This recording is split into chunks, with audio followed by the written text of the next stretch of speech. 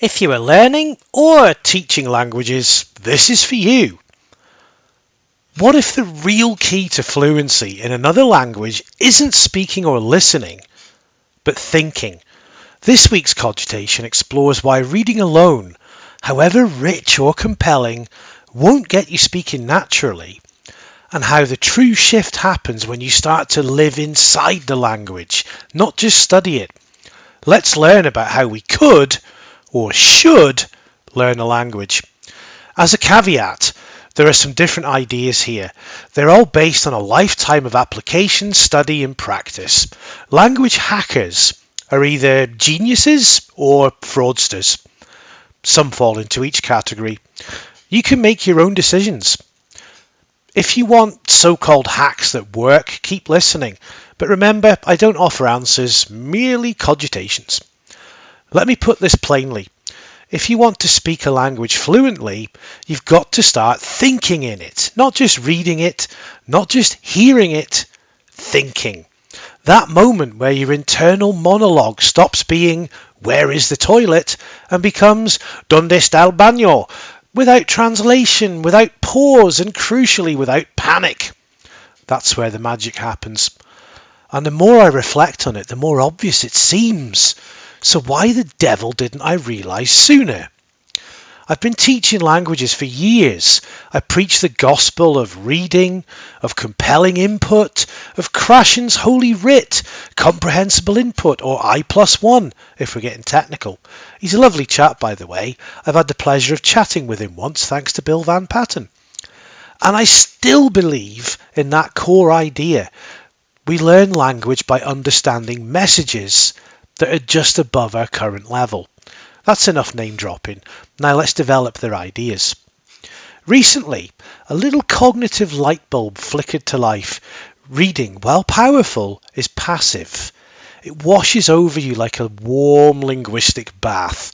Comforting, familiar, soothing. But eventually, you've got to get out of the water and start walking. And walking, in this analogy, is thinking.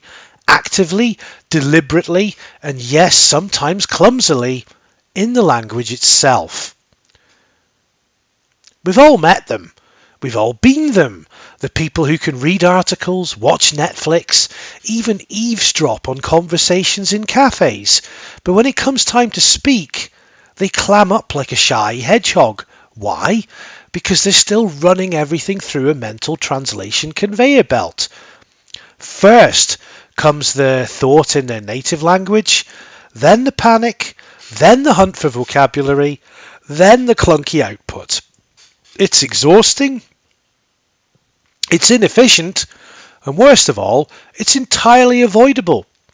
Because the real goal is not just understanding Spanish or French or Japanese. The real goal is to use the language as your internal operating system, to live in it, to think in it. So what does it mean to think in a language? It's not mystical. It's not only for advanced learners. It doesn't require enlightenment or dueling with your inner grammar police. Thinking in a language simply means this. You encode your thoughts directly in the target language without needing to translate from your first language. In other words, stop asking yourself, how do I say this? And simply start saying it. Because the thought itself arrives in the right words. It's the moment when your mental narrator switches languages, when your private musings, internal pep talks, and idle questions all happen in French or Italian or Swahili. It's fluency without fanfare. But don't we learn by reading? Yes, reading is brilliant. It gives you vocabulary, structure, rhythm. It exposes you to how the language breathes and flows. It's a crucial ingredient in the acquisition stew. But reading is input, and input alone, as Krashen would agree, won't magically produce speech. It's like watching 100 cooking shows and expecting to become Gordon Ramsay. At some point, you've got to pick up the bloody knife and start chopping onions. This is where the traditional input model can falter. It gets us to comprehension, but not activation. You passively soak up thousands of hours of language and you can still be unable to string a sentence together in conversation. Why? Because your brain never flipped the switch from passive receiver to active generator. That's where thinking in the language comes in.